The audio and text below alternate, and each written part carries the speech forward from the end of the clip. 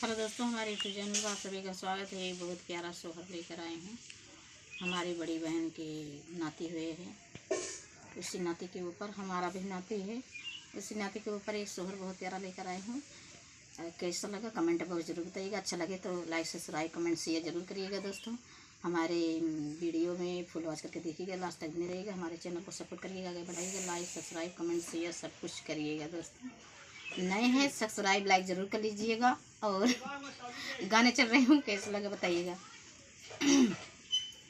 अरे अरे काली जमुनिया तू फरी के झपास जैतू हो। अरे अरे काली जमुनिया तू फरी के झपास जैतू हो। जामुन तो के तोड़न पियवायावते नयन भरी देखती हो। जामुन तो के तोड़न पियवायावते नयन भरी देखती हो।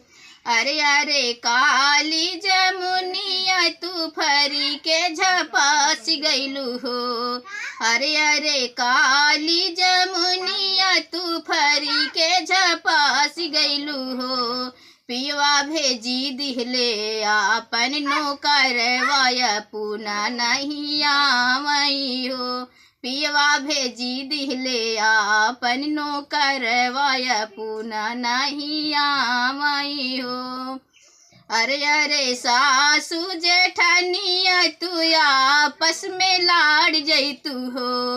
अरे अरे सासू जेठानिया तू आपस में लाड़ जैतू हो। सासू तो के मनावै पियवायावते नयन भरी देखती हो। सासू तो के मनावै पियवायावते नयन भरी देखती हो। अरे अरे सासू जेठानिया तू आपस में लाड़ गईलू हो।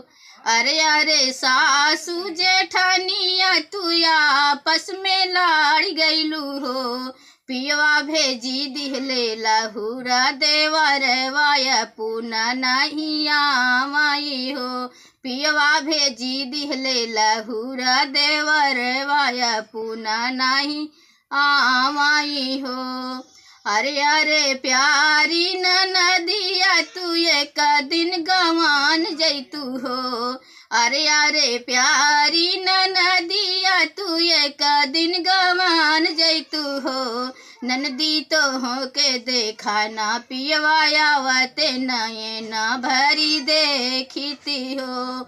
ननदी तो के देखा ना पियवायावते नयन भरी देखती हो। अरे अरे प्यारी नदिया तू एक दिन गवान गईलू हो। अरे अरे प्यारी नदिया तू एक दिन गवान गईलू हो। पियवा भेजी दिहले डोली के वो हारवाया पुना नहीं आवई हो। पियवा भेजी दिहले डोली के वो हारवाया पुना नहीं आवई हो। अरे अरे गोदी के लालानावा तू एक दिन रुदन करता हो। अरे अरे गोदी के लालानावा तू एक दिन रुदन करता हो। ललना तो के खेलावई पियवायावते नयन भरी देखती हो। ललना तो के मनावई पियवायावते नयन भरी देखती हो। अरे अरे गोदी के लालानावा तू एक दिन रुदान कैला हो। अरे अरे गोदी के लालानावा तू एक दिन रुदान कैला हो।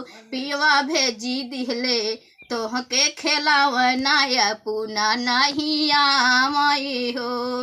ललना भेजी दिहले तोह के खेलावनाया पुना नहीं आवई हो। अरे अरे काली जमुनिया तू फरी के झपास जैतू हो। अरे अरे काली जमुनिया तू फरी के झपास जैतू हो। जामुन तो के तोड़ा न पियवायावत नयना भरी देखती हो। जामुन तो के तोड़ा न पियवायावत नयना भरी देखती हो। हमारा ये सोहर कैसा लगा कमेंट बॉक्स जरूर बताइएगा दोस्तों।